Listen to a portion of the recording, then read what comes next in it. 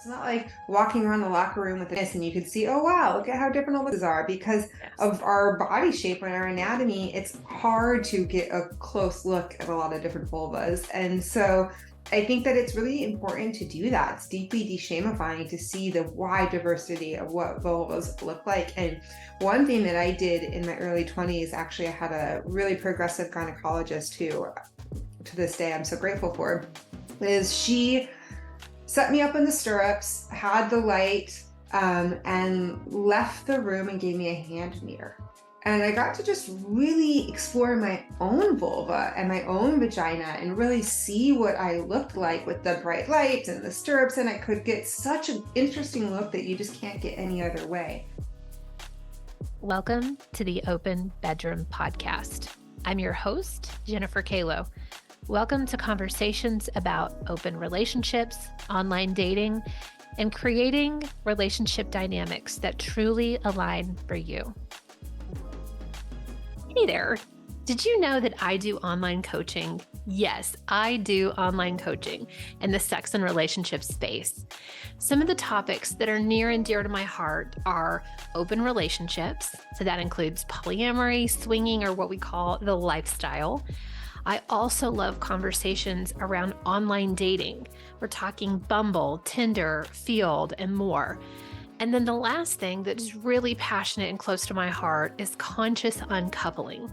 That means we get to break up with people with love and respect, with dignity and hope. We get to create a life for our children that gets to be a little bit different. We can do things better than we have in the past. So if any of these topics sound interesting to you and you'd love to get some coaching from me, check out the link in the show notes or the link in my bio for more information on coaching with Jen. We are back with Dr. Alison Ash. She's an intimacy coach and educator, a lecturer at Stanford, the founder of Turn On Love. Last month, we recorded together Moving Through Shame, and I'm going to put a link below. If you love today's episode, you're going to definitely want to go back and look at that episode and listen as well. But today, we are talking about an incredibly delicious conversation on champ eating, pussy pleasure, the eating and the receiving of it. And it's going to be so delicious. You're going to want this entire episode. Dr. Allie, can you give us a quick intro for those that haven't listened to our shame conversation? And then we'll jump in. Sure. I am a trauma-informed intimacy coach and educator. I love teaching about intimacy skills as it relates to both emotional and sexual intimacy. The intimacy is a skill. It's something we can all learn and get better at with proper instruction and practice. And champ quality pussy pleasure is hands down one of my most favorite topics. It is one of the earliest workshops I created, How to Eat Pussy Like a Champ. I have been teaching it for, about 8 years now. And it is so, let's see, what do I want to say about it? It's radical. It's one of my activism stances around prioritizing pussy pleasure, because I think the reality is that I think people with pussies tend to be really focused on giving.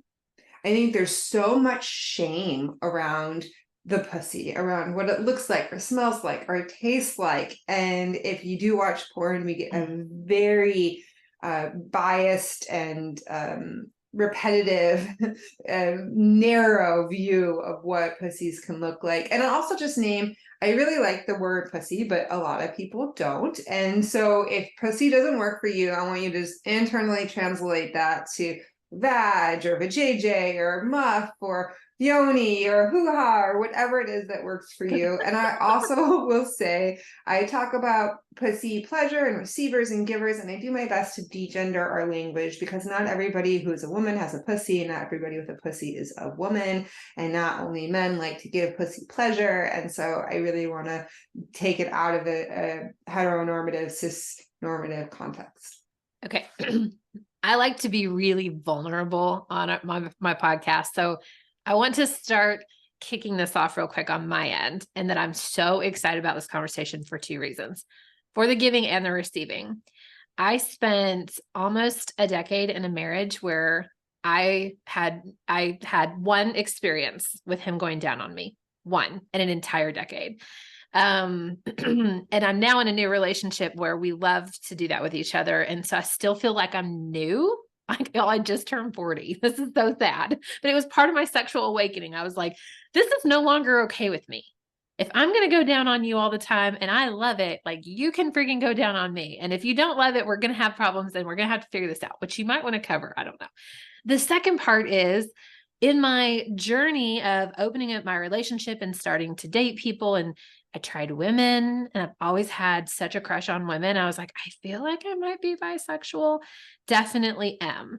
And I am having so much fun in my journey of learning how every pussy is different. I remember just even 6 months ago, I had this revelation that every vulva looks different. I had no freaking idea. I started looking at art, you know, the art that has like all the vaginas next to each other. Oh, yeah. And you're like, what is this? Oh my God. It's so complex and interesting and also not all that hard if you just pay attention. And so anyway, I'm still at the beginner level of, I think, receiving, and I love it, but also giving. And so I can't wait for today's conversation because I like, maybe it's going to up my skills a little bit more. And everyone that's listening, I think a lot of my listeners are going to be people that are very straight, and maybe it's women that have never gone down on other women before. And then the other half are going to be open relationships, very curious, bisexual, bisituational, whatever. And so I have a lot of girlfriends that are like, I want to, but I don't know how. So here we go. I just love what you named about looking at different kinds of vulvas, because I think that if you are, listeners out there, a straight woman, you don't really get to see a lot of vulvas. It's not like walking around the locker room with a penis and you can see, oh, wow, look at how different all the penises are. Because of our body shape and our anatomy, it's hard to get a close look at a lot of different vulvas. And so I think that it's really important to do that. It's deeply de-shamifying to see the wide diversity of what vulvas look like. And one thing that I did in my early 20s, actually, I had a really progressive gynecologist who, to this day, I'm so grateful for, is she set me up in the stirrups, had the light, and left the room and gave me a hand mirror. And I got to just really explore my own vulva and my own vagina and really see what I looked like with the bright light and the stirrups. And I could get such an interesting look that you just can't get any other way. And as a visual person, I think that's definitely increased my capacity for pleasure, but also emotionally, it gave me a new relationship with my body and with my vulva and my pussy. And so ask your gynecologist to do that for you. It's a profound experience. Absolutely. I watched Sex Love Goop on Netflix. I'm sure you watched it. Oh, it was so good. And I loved the latest like, I don't remember how many episodes in that they do the mirror exercise. But I challenged myself and I was like, okay. And I went through sex coach school to get certified. And that was one of our exercises too. It was like one of those tall mirrors that stand up on the floor, whatever you have access to a mirror. Just get real close, scooch up, sit crisscross applesauce, or put your legs to the side, like open them up and take a look. And I feel like, you know, when you're a little kid and you do like a matching game and you're like, the circle is this circle and there's a triangle and a triangle. Like get one of those beautiful images with all the different pussies on it and go like, which one am I? I had no freaking idea. I thought every vagina looked the same. And then I'd have these different experiences when I started opening my relationship and sleeping with different men. They'd be like, oh, wow, this is amazing. And I'm like, what are you, thank you. Like God gave it to me. I don't know what to say about this, but I started to realize like, oh, mine looks like this one, but there's this and this and this and this and this and this and this and this and this and this. And then you have hair and no hair. And then you have all this stuff going on. It's amazing.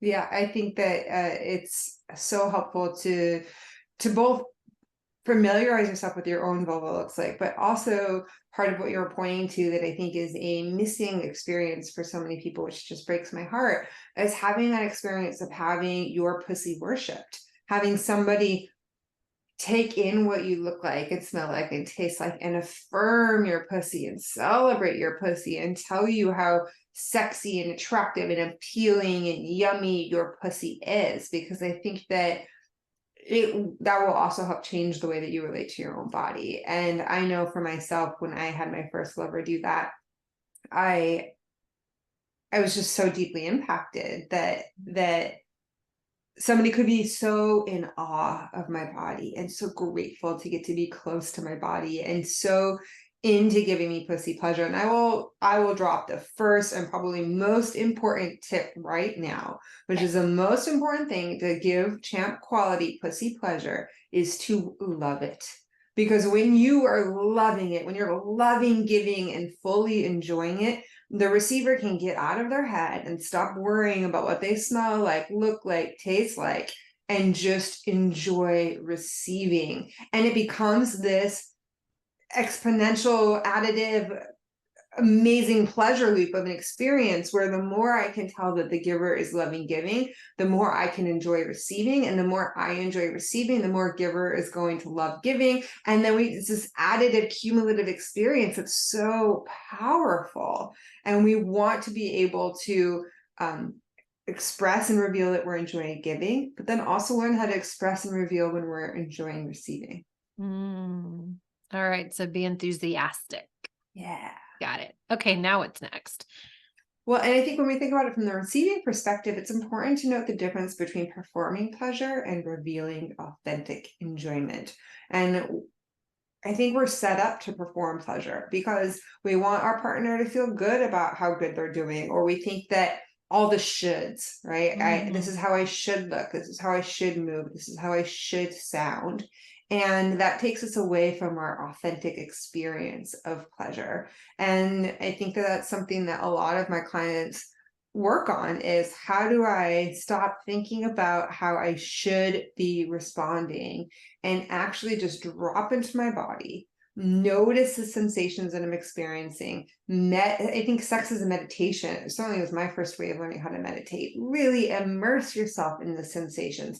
Notice how they're changing and evolving. And as you do that, allowing them to expand and to get bigger and to get more enjoyable, and then letting that be expressed through however your body wants to move or whatever sounds come out of your mouth. There is some research that shows that when people are vocally expressing their pleasure, authentic pleasure, they experience more pleasure. It creates a feedback loop. And so if you're really quiet when you're receiving, that might not be as helpful for your lover to know when they're doing a good job or to feel that confidence from giving, but it also might be impacting your own capacity to receive as much pleasure as you could. Yes. Is it weird that you can turn your own self on by your own noises? But it's true. It's such a gift that we can. And I find, because I'm thinking many things right now for our listeners who are like, what the fuck? How am I supposed to do this? I find for that piece, the being vocal and learning how to express is difficult sometimes with a partner. And if you're masturbating by yourself and you're alone, especially if there's nobody in the house, don't put on any music. Don't put on any distractions. Don't put on porn. Don't put on even an audiobook. Just you and your fingers and some lube, maybe a vibrator. And just explore and start to allow yourself to moan, allow yourself to breathe heavy, allow yourself to make vocal noises. I fucking make vocal noises when I'm coming, and then it's like really extra hot and you're like, okay. And then you kind of like, okay, I'm going to do this again. I'm going to practice. And then when you're with somebody, you can become more vocal. So the other thing I was thinking is if I'm the giver and you're the receiver, it makes me really fucking nervous as a giver when the person that is receiving is really quiet. I'm like, am I doing okay? Like blink twice if you like it, you know? And so how can you give us some tips on how maybe as a giver to give permission or to ask for feedback in a way that's not obnoxious and weird and takes you out of the mood? And then for the receiver, maybe even how they can communicate in a way that feels comfortable for them so that everyone's like, just melting and relaxing into it. Sure. Yeah. I think that it's important to note that you can communicate verbally and non-verbally, and you can communicate before, during, and after. Okay. And I certainly have had some lovers who are loving it, but they don't communicate verbally during very much. And so in those cases, you need to really emphasize the verbal communication before and after. And then you have to get really clear on what the nonverbal communication cues are during. So I once had a lover who was pretty quiet, but she would certainly move her body and express her pleasure through her body, pushing her body into me or grabbing my body and squeezing me. And those were all very helpful cues. And then I realized I never knew when she was coming, and I didn't want to stop or change it up in the middle of her having an orgasm. So we worked out a cue where she would tap me anywhere she could reach me while she was coming and keep tapping me for the duration of her orgasm. And that was so hot because I could tell how much she was enjoying it by how fast she was tapping, like how enthusiastic the tap was. And it was, not shaming her for not being loud. She was enjoying it. It wasn't getting in the way of her pleasure at all. And it was creating those feedback loops that I needed to know that she was enjoying it and to know when I was onto something and when something needed to be shifted and changed. And so there are ways that you can communicate non-verbally during a sexual encounter, but it's really helpful to have those conversations before and after so they know what those cues mean. For example, when some people are having an orgasm, they scooch away, and they can scooch away either because it gets overwhelming and gets too intense, or they can scooch away because they don't even realize that they're doing it. And so I like to have a conversation around, hey, did you notice that when you have an orgasm, you scooch away? And they might be like, yeah, I did, or no, I had no idea.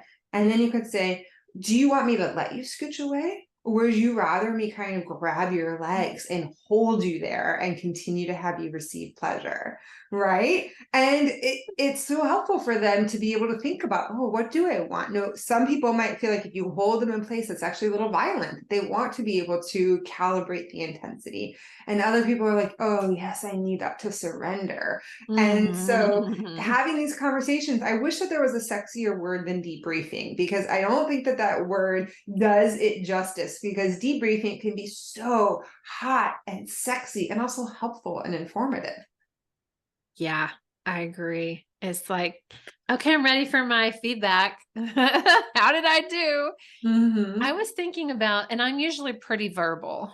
So I've been thinking as you've been talking, what happens when you don't like something?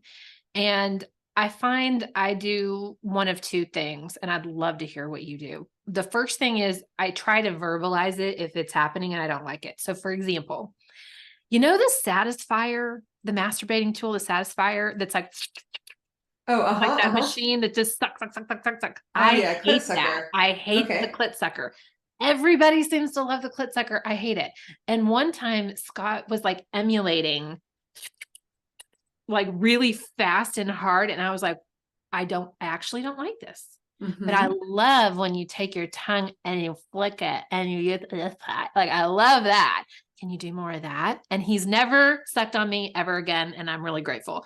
And moving forward, when I have sex with a new partner, I usually say, like, I don't like sucking really hard, but I love long laps, or I love finger, or I love whatever.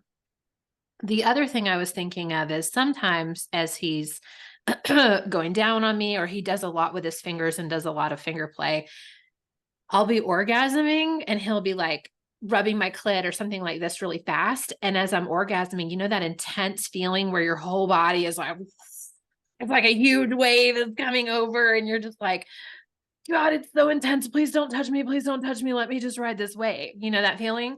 I'll take my hand, and just as he's, I'm like, then I just like hold it real tight to me and let me just like ride that wave. Or sometimes I'll even verbally say, okay, just don't touch me for a minute. Hold on. I'm orgasming, because you can't really sometimes speak. Do you have any other suggestions for people that either like to have the verbal or that need to just make a motion?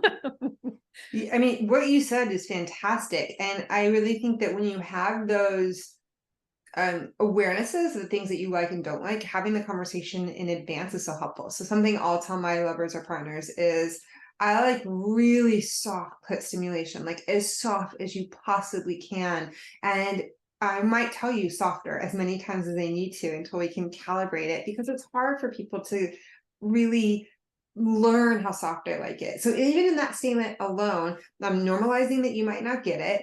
I'm giving permission to myself to ask for it as many times as I need it. I'm letting them know this doesn't mean you're a bad lover. It's just something that takes a little while to learn and discover. And so that really paves the way for me to do that as many times as I need to. Side note, if you really like soft clit pleasure, I have no idea why this works, but I've discovered saying whisper soft. Whatever the heck that means, I don't know. But when I say whisper soft, people like really seem to get how soft I like it. And then I might say I really like deep G-spot penetration stimulation, and I really like the come hither fingers a lot. And I might say I call them the kitty milk laps. Wide, flat tongue. Yes. Feels so good to me. Some people like pointy tongue, but I like flat tongue. And so I'll give them some of these tips and pointers in advance. And then afterwards, when we're debriefing, I'll say, oh, these are the things that really stood out to me as super hot. And also next time, I think I would like this a little bit better, or could you try this instead? So that's the before and after communication. And then during, saying something like a little higher, a little lower. Can you make your licks longer? Can you make them softer? Can you flick your fingers a little quicker? And I think that most givers love getting these directions. It takes them out of their head of having to wonder if they're doing it right. Yes. And they just get to do what it is that you like and feel competent. And I actually, one of the things I think can be so helpful is to do a bossy game, where if you were going down on me, I would say, okay, I'm going to tell you exactly what I want you to do from start to finish. And I just want for you to listen to my every command. Are you down for that? That is so hot. It's so hot. And then you get to learn exactly what I like. And it's such a powerful way to teach, and also can be very edgy for the receiver, but it's so helpful to help them have the permission they need to be able to ask for what they want. It's not going to happen if you don't ask for it in so many cases. And otherwise it's just kind of by chance, or maybe you happen to get a really intuitive, attuned lover. But in most cases, there's partner specific learning that has to happen. I love that. I wrote play the bossy game, because a lot of my friends and listeners are brand new to being with women. And they're like, I mean, me included, they're like, what the fuck do I do? Like, I don't even know how to start, and I love that the bossy game could help with that. And I'm also thinking too of the women that don't even know, because they don't know their bodies well enough, or they haven't had a partner that's spent the time. One of the things, I'm going to talk about porn for a minute. One of my favorite things to listen to is audio porn when I'm having my own like masturbation session, because I get to get up here. And one of the ones that I love is the shower scene. And it's this girl on girl shower scene. And we all know that water runs out. The hot water runs out in the shower. But in this fictitious story, the lady's telling the other lady, like, just settle in. Like, I'm here as long as it takes. And every time she says that, I'm like, because that's, I think, what, as women, like, we need to know that this isn't going to be a 60-second situation. Right. Like, it's going to take a little longer than that. And I have one friend who she does a lot of MFMs, and only her husband has ever been able to give her an orgasm. Well, that's because the other doofus is like 60 seconds goes down on her. I'm like, I don't know what you think you're going to accomplish in 60 seconds, but. One of my favorite phrases is pussies need permission to relax and know it will last. That's really good. I'm going to write that down. And I think that that's really true. If receivers are in their head worrying about how long they're taking, or is your hand cramping, or is your tongue cramping, or whatever else it is, they're never going to come. And so I think it's helpful for givers to have tools, right? Maybe having toys with you so that if your hand gets tired, your mouth gets tired, you can continue to pleasure the pussy. I also think, by the way, a really good hack for having your hand or your wrist get tired is to take your non-dominant hand and to hold the wrist of your dominant hand that's pleasuring the pussy, because if you're just using your dominant hand, it's all wrists and kind of lower half of the arm. But if you're holding that wrist, then you're getting all of this movement from both arms and from your shoulders and from your back, and you're giving that wrist some ergonomic support, and it really helps you be able to go longer. I love this. Have you watched much Kenneth play? I haven't. Oh my God. He's got like, it's all about sex ed and positions and like how to make people squirt. And it's very professional and well done. And he talks, he's like a former bodybuilder, little Asian guy, built bodybuilder. And he talks a lot about like, you use the forearm and you have to get in the right, it's like geometry, get in the right position to get the ultimate like bang for your buck in terms of like efforting when you're like, for like 45 minutes. And I just thought it was hilarious because you're right. You don't think about, what do I do when my fingers give out? Like, oh my God, I've watched Scott for hours, just like pleasure me and someone else, and at the end of the day, he's like, I can barely move my arms, but it was worth it. Yeah. And the reality is that I'm not a bodybuilder, and I definitely need to have my toys and my tools with me when I'm wanting to pleasure a pussy, because I want them to receive as much as they can receive. And I don't want to be in this state where I'm enduring giving, because that's going to transmit, and they're going to subconsciously pick that up, or maybe consciously, and get into their head. And it's going to prevent them from being able to receive their fullest capacity. So one of the things I think is super hot is to like take a towel, lay it out on the bed, arrange all of my tools and devices. It's like maybe like a little twinge of medical play where at the dentist they have like all the tools out, or the surgeon, and like my tools of the trade. And then they get to like see what the options are and maybe ask for them, or if not ask for them, then I get to offer them or try them out. And it just takes the pressure off of me of forgiving that my mouth or my hand has to be endlessly capable, and just that they know that they can receive as much as they possibly can. This is the very also BDSM thing. Mm-hmm. I've been to dungeons. I've played with a dominatrix where she's like, let me show you all my tools and you can decide which ones you want to have done on you. I love this idea. Can we talk about this a little bit more? Sure. Okay. So what kind of toys and tools do you have available and with you when you are like going in for a session where it's going to be a while, and it's planned obviously because you take this with you? What does that look like? Well, I think the most important is to have a G-spot stimulator, and so that's a dildo that's curved so that it can reach the G-spot. I really like glass or metal because it's a little bit heavier, and so it creates more powerful stimulation. But you could also go with acrylic, which is lighter, and so if they don't like receiving as intense internal stimulation, that's another wonderful alternative. I like to have a clit sucker with me. Not everybody likes them. A lot of people do. I tend to have one of those finger vibrator pads that you just put on the tip of your finger, and it vibrates because it's so discreet and doesn't get in the way, and you can just kind of use that on the clit whenever you need to, if your tongue needs a break. Sometimes I'll have another clit vibrator, one that's more like the lobster claws, that's small, so I can flip it above, so it's the top of it is on the pubic bone, and then you have the little claw fingers on the clit so that it doesn't get in the way of everything else that I want to have access to. Anal toys can be really hot and yummy. Not everybody likes to incorporate anal play in their pussy eating, but a lot of people do. And really important to make sure that you have separate toys for anal play that you might for vaginal play, so that there's no bacteria transfer. Or put a condom on the toy when you're using it in the butt. Take the condom off if you want to use it in the vagina. And what else do I like to have?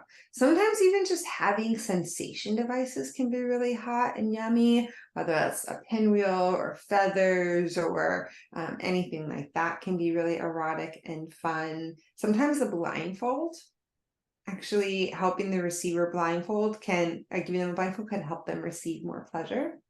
Restraints. Restraints are great. Yeah. In fact, one of my favorite restraints is a leg spreader bar, where then they can't close their legs. Important to have a safe word in case they're done. But I think that for a lot of people, being forced to receive helps them break through their blockage of the amount of pleasure that I want is too much, or the time that it takes me to experience the amount of pleasure I want to have is too much. I heard this stat and I really wish that A, I knew how they conducted the research, and B, that I was a part of the research study, but that it takes most people with pussies 45 minutes of pleasure before they're ready for cervical stimulation. Okay. And I think a lot of people with pussies don't like cervical stimulation. And my hunch is that it's because they haven't had the conditions set up for them to be able to receive that level of intense pleasure. And so what would it be like if you had a pussy eating experience that was 45 minutes long? I mean, I think that's woefully uncommon for people. I'll also say one of the other big tips and tricks that I give in How to Eat Pussy Like a Champ is, how do you turn on the internal clitoris? So the clitoris on average is about 6 inches long. For most people, the vast majority of that is inside the body. The clitoris actually wraps around the entire vaginal canal. So, we put a man on the moon in the 50s, and I think we invented the internet in the 70s. We did not understand the full anatomy of the clitoris until 1998. It's just so sad when you think about that. It's embarrassing, yes. But so the clitoris it's internal, and what we want to be able to do is stimulate the internal clitoris by getting blood flowing to the pussy. And what happens is, when the blood flows to that part of the body, it starts to pulsate and press on that internal clitoris. And I don't know if you ever had that experience of, I call it female blue balls. It's like that aching, throbbing, deep sensation of like, oh my God, I just need to be fucked. Yes. What's happening is that blood is flowing and pumping on that internal clitoris, stimulating it. And I think that that's one of the ingredients to champ quality pussy eating, is how do you get that pussy begging for that pleasure? And that happens through mental turn on. It happens through foreplay. It happens through helping them get into their bodies, setting the mood, having like yummy lighting and sexy playlist and comfortable clean bed, and setting the toys up like we just talked about. That's certainly going to get somebody turned on. Giving that permission to have them take the time that they need to take. I often like to, this is maybe a little bit of the dom in me, is I want somebody to beg for it, and then I don't want to give it to them yet. Like, I really want them begging, because then I'm doing a lot of the work for myself, because they're already at that place where they're so ready to receive. They're like at the seams bursting with desire and longing and pleasure. And so, and of course, when we think also about self-lubrication, that's coming from blood plasma that's seeping through the vaginal wall. So the more blood that you get pumping to the pussy, the wetter they're going to be. And of course, there's a lot of factors that impact how wet somebody will be: genetics, age, hydration. Using lube is totally a wonderful thing for people to do. I don't want to in any way shame people for not being as wet as they want to be or need to be. And I certainly don't want givers out there to think that because somebody isn't wet, they're doing a bad job. And when we can encourage self-lubrication, it does help increase pleasure. And so we really want to think about blood flow. Oh, and another thing I'll just add, of course, if you have any massage therapists out there, they know massage increases blood flow. So massaging the butt, massaging the lips. I wish that more people out there would pleasure the pussy lips. They are such an erogenous zone, and most people go straight to the vaginal hole or straight to the clitoris, and they don't warm the pussy up by massaging the butt, massaging the pussy lips, really creating more blood flow to the region. Yes, all of that. I have so many things in my head right now. Some of my favorite things to do with my hand is pressure and just like the pad. Hold on. Let me get my little pussy over here. The whole time we've been talking, I've been like, I want to go grab her. I love, like, if this is my lever, I love to take just a palm and then just kind of like grind. This is like your high school grinding right here, man, or like scissoring for women. And you just kind of push And you're right. Like the lips are so delicious. I spent probably 45 minutes the other day on my girlfriend. I love just like a basic vibe. Like I'm not real fancy, but now that I have your list, I'm going to go buy some more things. And I just kind of like kept tracing her lips, like outer, inner, around. And I didn't get anywhere near the opening. I was like, she's going to tell me when she's ready. And she's one that needs a lot of like priming before she's ever even ready for just one tiny finger, you know? So I knew that. I love that you gave us this whole list. Like, this is freaking gold. I think I'm going to make like a downloadable or something so you guys can go and buy all of these different things. I don't have a G-spot stimulator. I can't believe this, but I've been looking at them and I'm like, how do I use that? And I know some people use like rocking motions if it's like the C shape, you know, and I'm assuming, I don't know, I'm going to go learn. And I love the idea of like using metal or glass because then you can do temperature play. That's right. Yes. And then I'm sitting here thinking, I bet you're a freaking awesome lover. And Aww. I've been talking a lot about time, and I love Kim Anami. I don't know if you followed her at all, but she does the 3-hour sex date, and she's been for 20 years. She's been like, y'all have a 3-hour sex date. And when I opened up my relationship and started having sex with men who were like graduate level sex people, like lovers, I was like, oh my God, for 20 years, I've been having sex like a 19-year-old. This is so sad.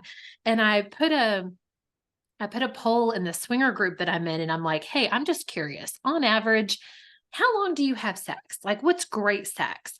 And almost all of them were like 15 minutes, 20 minutes, 30 minutes, 17 minutes. And I was just like, I don't even know what to say to this. This is so sad. And then I created a podcast episode that was how to have a 3-hour sex date. And it's not that hard. And I love that you're like 45 minutes of just foreplay on the vagina. That's not even foreplay before or like mental fuckery to get them ready for you before they even show up. Right. And then there's aftercare, and there's just this whole beautiful, yummy, delicious experience that once you do this 1 or 2 times, you'll never go back to just vanilla sex. And yes, quickies are fun and dirty, whatever, sex is fun, but I don't feel like that should be your normal. What do you think? Yeah, I hesitate to say what it should be, but I do love giving permission and normalizing and templating that longer sexual encounters are so important and helpful, and it creates a space for exploration. It creates a space to get out of your head. It creates a space for emotional connection. And I think that when we talk about sex, if people think about just penetrative sex, that's very different than having all of the mental fuckery, all of the stimulation, all of the foreplay, all of the teasing, all of the pleasure, all of the before care and the aftercare. If we include that in our definition of sex, then a 3-hour sex date feels so much more accessible for people. And if that sounds deeply intimidating to you, great. Start with adding 10 more minutes, then add 20 minutes, then add 30 minutes. You can titrate into a longer sexual experience.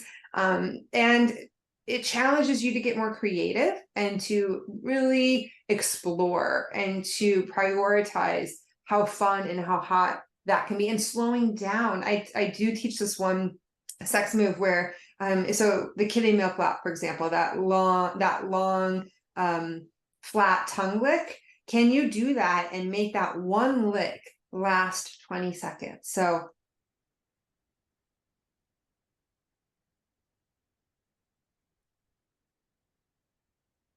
right, as long as you possibly can, for the listeners out there who couldn't see, like I just really like challenged myself to do one lick for as long as I possibly could. And that will have such an impact for the receiver. It creates so much anticipation and tension, and people think fast and hard is the way to go. And we want to create diversity of sensation and variety, and slowing it down can be so yummy. I also really like to, before I even take the underwear off, I like to put my mouth over the vulva through the underwear and just open mouth, hot breath.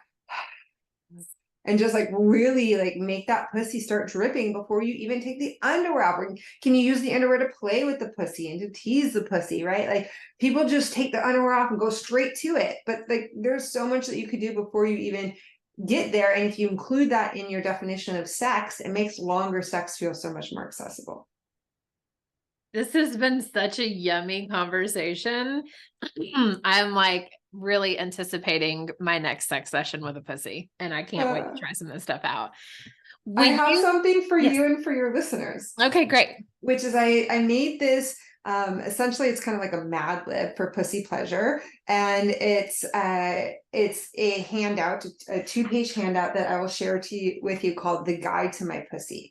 And receivers out there can fill it out and can share it with their lovers. Givers out there, if there's a pussy that you play with a lot, challenge yourself to fill it out to make your best guesses as what the receiver would like. And then the receiver can tell you what you got right and what might be different. There are some hand moves and tongue moves on there that are specific to what I teach in How to Eat Pussy Like a Champ. So that might not feel super obvious if you haven't watched the workshop, but you can fill in your own favorite hand moves and tongue moves, or go to turnon.love, go to my on-demand workshops. How to Eat Pussy Like a Champ is available to rent anytime from home. I also do teach it virtually and locally if you want more in-person instruction. And that couples really well with this handout. But even if you don't watch the workshop, you will get so much from using this handout, and I'll share it with you so you can share it with your audience. Thank you. I'm so excited. I can't wait to play with this. And if you're listening, I'll have a link below. Stop what you're doing at the end of this podcast. And number 1, connect with Dr. Allie. Number 2, go listen to our old podcast episode from 1 month ago that we just did. And then number 3, go do your Mad Libs. This sounds like a really great opening for like the next date night. You're like, hey babe, I got a little fun thing for us to do. And then go check out her on-demand classes. Oh my gosh, I can't wait to start diving in because, I mean, we all need to up-level our sex lives. I mean, that's part of just being a human and the evolution of our life. And so I can't wait to have more information. And you make this so clear and easy to understand. And I got to say, I'm a little turned on just by this conversation. I am too. I'm frequently a guest on podcasts, and I just have to say, you are such an epic host. I've thoroughly enjoyed this conversation. I've learned so much, as well as gotten to share some hot and fun tidbits, and I really think we have great chemistry, and I'd love to be back on your show again. Absolutely. All right. Thanks, guys. Thanks so much for being on. Thank you for listening, sticking with us to the end of this, and go have some epic sex. Bye. Bye-bye. Thank you for listening to the Open Bedroom Podcast. If you enjoyed today's episode, go ahead and give us a like and click subscribe below and stay up to date on all the new episodes that we release. If you have a topic that you'd really like more information on, leave us a comment below and we'll see what we can do. Feel free to share this podcast with all of your friends and especially your partners. This is a great way to open up some amazing conversations. We'll see you next week.